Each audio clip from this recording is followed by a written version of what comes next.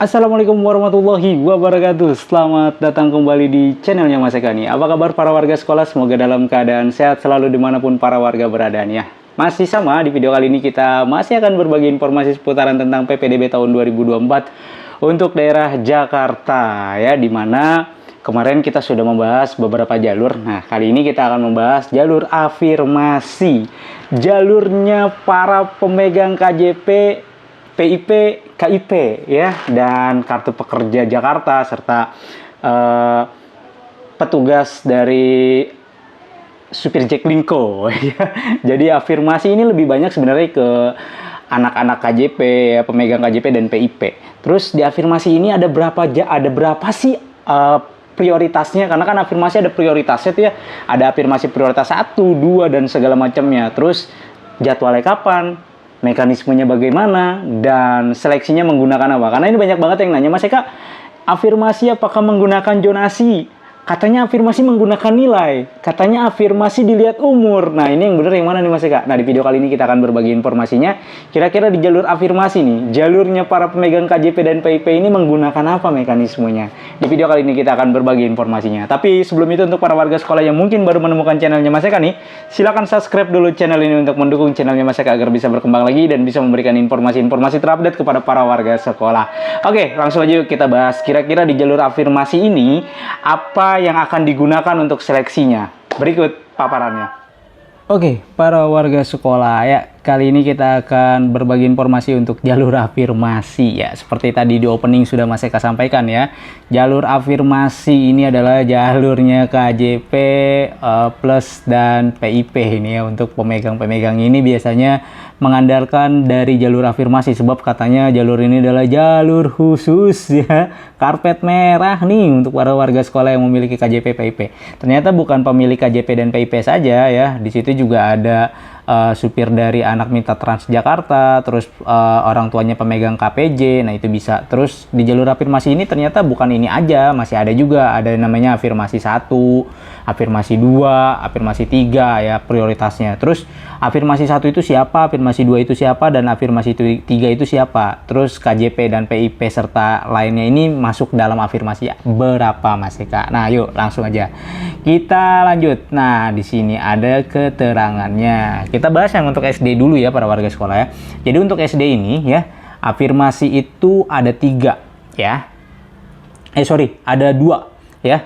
Pertama itu nih, jalur afirmasi ini untuk siapa sih? Jalur afirmasi adalah jalur pendaftaran PPDB ya, yang memberikan kesempatan yang lebih besar bagi anak dari keluarga tidak mampu untuk mengakses pendidikan bermutu dan disubsidi oleh pemerintah. Makanya kalau misalkan ada yang teriak-teriak, susah banget sih masuk di PPDB negeri ya, karena memang harus seleksinya memang harus susah gitu, karena ini ya, nih ya, karena sekolah negeri itu kan disubsidi ya, terus dari pemerintah. Nah, kalau yang masuk ini orang yang berduit kemudian pengen masuk sekolah di negeri, artinya dia punya duit lebih tapi masuk sekolah yang gratis, sementara ada orang yang kurang mampu ya, mau masuk di sini yang gratis nggak bisa karena kalah sama yang ini ya.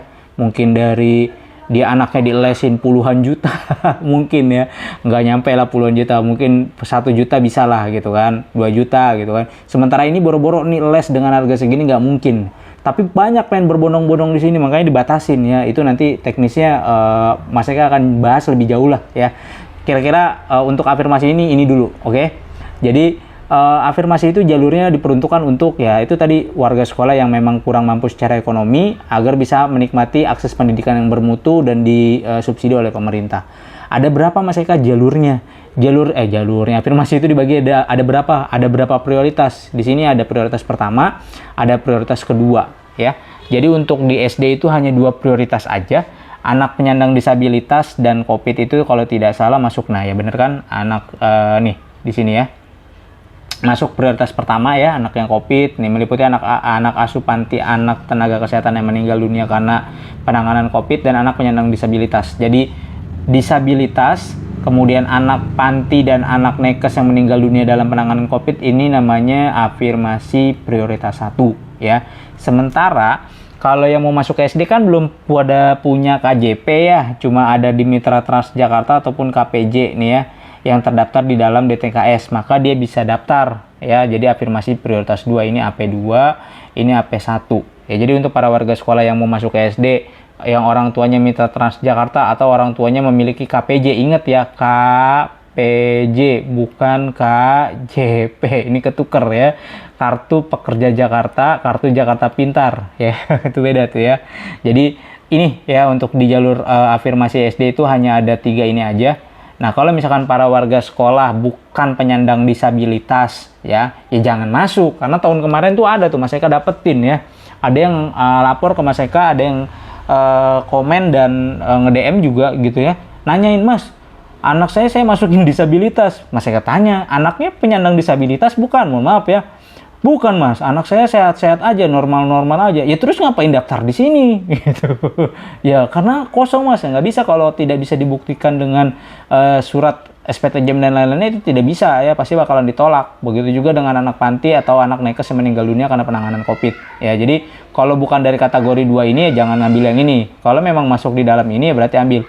"Mas, saya bukan anak saya bukan penyandang disabilitas," gitu. Terus anak saya juga bukan anak panti ya, dan bukan anak dari nakes juga nih Mas Eka. Kemudian bapaknya juga kerjanya bukan di supir Mitra Transjakarta dan orang tuanya juga tidak memiliki KPJ. Apakah bisa ikut afirmasi? Ya nggak bisa. Ya ngapain ikut, orang di sininya nggak ada kategorinya, berarti tinggal ambil di jalur zonasi gitu ya. Kesempatannya hanya ini dan ini ya. Ini pun kalau masih ada sisa kuota kosong ya. Ini juga sama kalau kosong. Misalkan masih ada bangku nih sisa, maka bisa daftar di sini. Tapi kalau di sini nggak ada sisa, di sini nggak ada sisa, ya udah berarti cuma jalur zonasi aja untuk di SD ini. Makanya kuotanya lumayan cukup besar, 72% kalau tidak salah ya. Itu untuk afirmasinya. Terus kuotanya untuk afirmasi. Nah, ini tanggal dan kuotanya nih Mas Eka ingatkan sekali lagi ya. Karena ini banyak banget yang keliru ya tanggalnya. Untuk di jenjang SD ya. Ini sama sih SD, SMP, SMA kalau tidak salah. Ya, sama SD, SMP, SMA itu ya SD, SMP, SMA itu tanggalnya sama. Untuk yang penyandang disabilitas ya, penyandang disabilitas nih ya. Dia ini untuk SD, sorry. SD.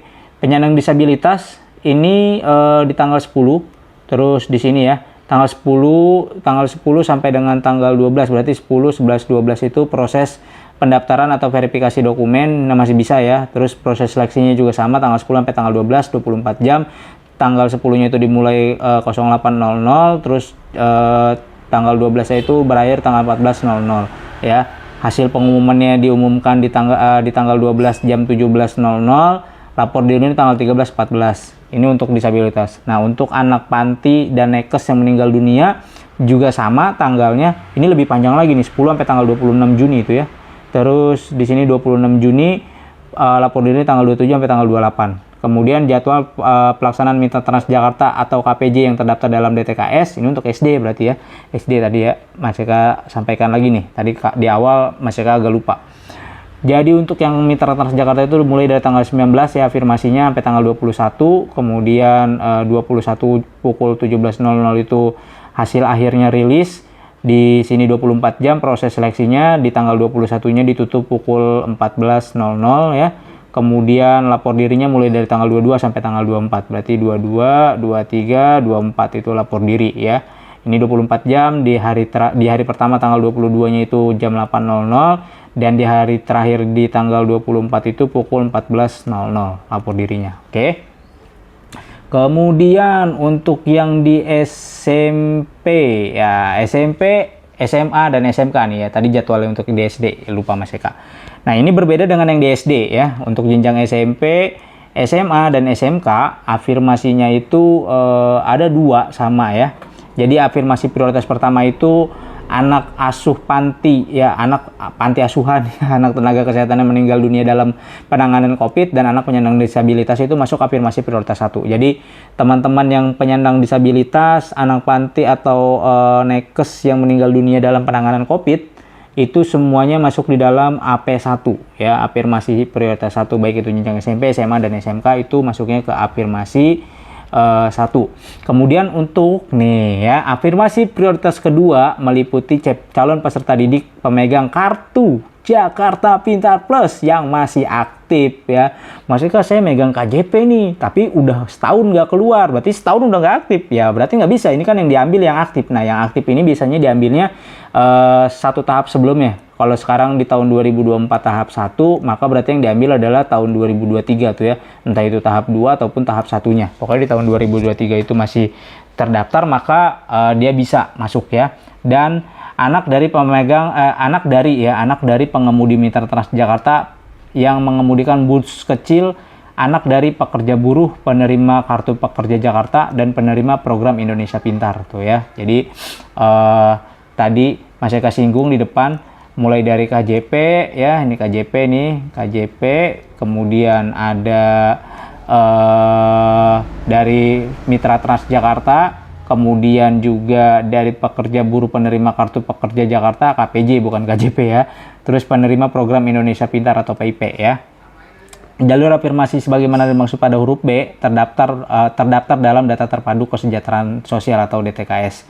Yang ini ya, jadi yang pegang KJP, yang pegang KIP, yang punya orang tuanya punya KPJ, yang orang tuanya bekerja sebagai Mitra Transjakarta ya, itu wajib terdaftar di dalam DTKS. Walaupun punya KJP tapi tidak terdaftar di dalam DTKS, maka tidak bisa ikuti jalur afirmasi ini ya. Nah, ini afirmasi prioritas kedua untuk pemegang KJP, berarti yang ini nih. Nah, ini ya, ini jalurnya. Jangan salah klik ya, jangan salah masuk. Nanti salah masuk lagi, jalur yang berbeda. Nah, itu agak repot ya. Makanya ini Mas Eka tampilkan seperti ini agar para warga sekolah bisa melihat, oh berarti jalur KJP itu yang ini, diklik yang ini nanti ya. Nah, ini ketentuannya seperti itu ya. Terus kita lanjut ke, nah ini tanggalnya. Jadi ini ada tanggalnya dan kuotanya 25% untuk afirmasi. Tanggalnya untuk penyandang disabilitas tanggal 10 sampai tanggal 12. Terus tanggal 12 jam 17.00-nya itu hasilnya rilis. 13.14 itu lapor diri. Ini juga sama, anak panti dan penyandang disabilitas juga sama, tanggal 10 sampai tanggal 26 Juni hasilnya rilis, kemudian 27-28 itu pengumuman ya. Dan untuk jadwal pelaksanaan KJP, nah ini ya, yang pemilik KJP itu dimulai tanggal 19 Juni ya, 19 Juni sampai dengan tanggal 21 ya, 19 sampai tanggal 21. Jadi di sini 19, 20, 21, 19 itu dimulainya pukul 8.00. Kemudian 20 itu 24 jam dan di tanggal 21 itu ditutup pukul 14.00 seleksinya.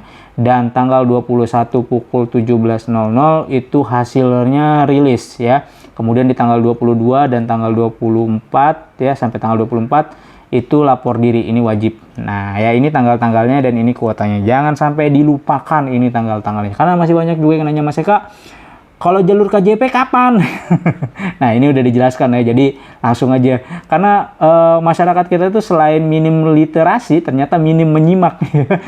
Nggak disimak, udah dijelasin, nanya lagi. Jadi disimak dulu, barulah bertanya ya. Terus, nih, jalur afirmasi ketentuannya ya. Jadi, jalur afirmasi prioritas pertama ini, seperti yang sudah Mas Eka sampaikan ya.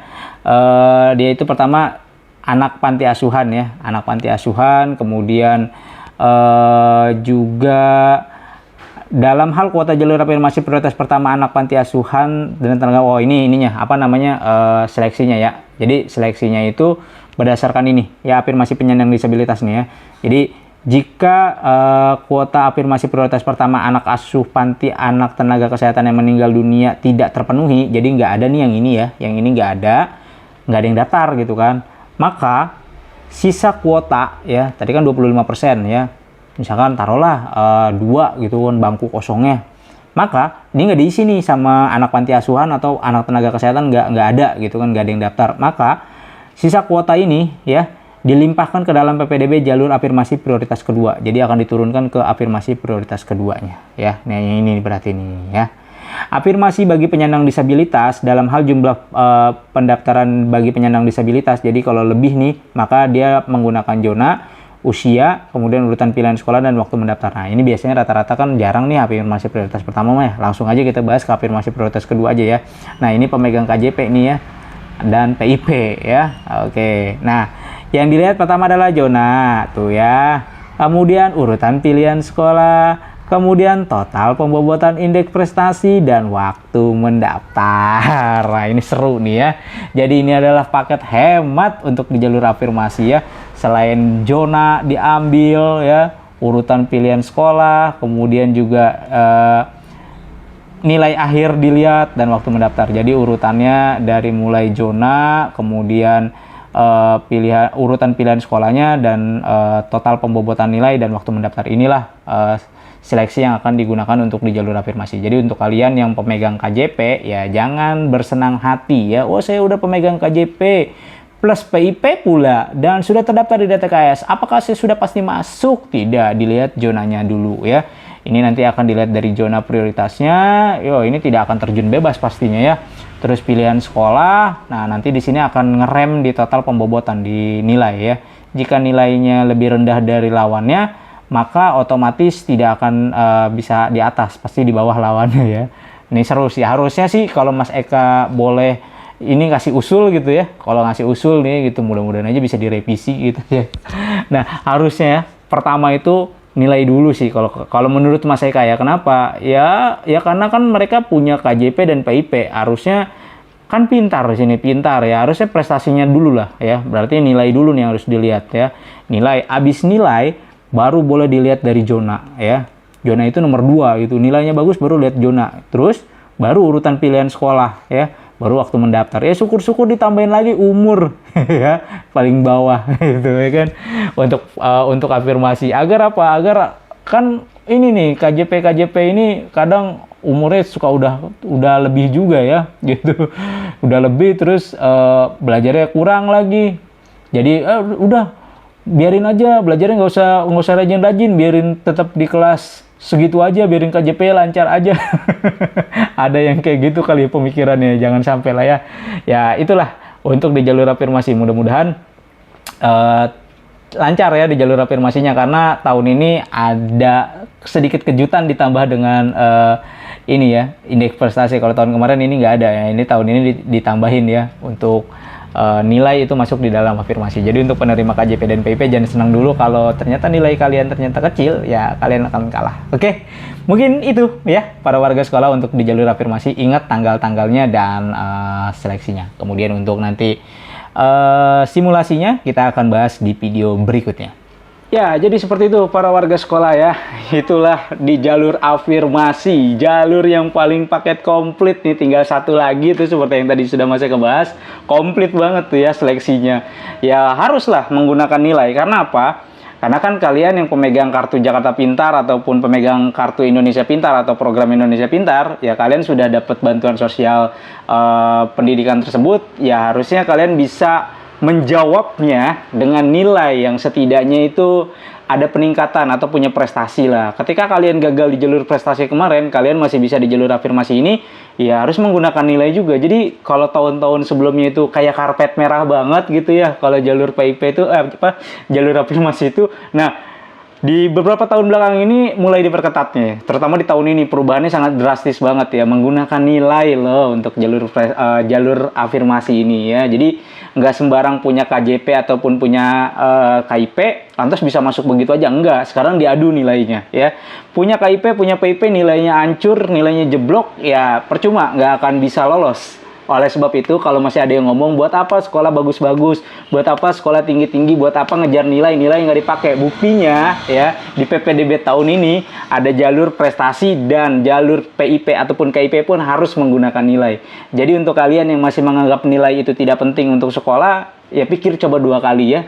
Kalau kalian mau bertarung di PPDB tahun depan, ya harus ditingkatkan lagi belajarnya agar nilainya juga maksimal. Seperti itu para warga sekolah. Mungkin itu aja informasi yang bisa Mas Eka sampaikan. Mudah-mudahan informasi ini bisa bermanfaat untuk para warga sekolah. Jangan lupa bagikan video ini kepada para warga sekolah lainnya agar para warga sekolah lainnya bisa mendapatkan informasi yang sama. Mas Eka undur diri, sampai jumpa di konten berikutnya. Wassalamualaikum warahmatullahi wabarakatuh.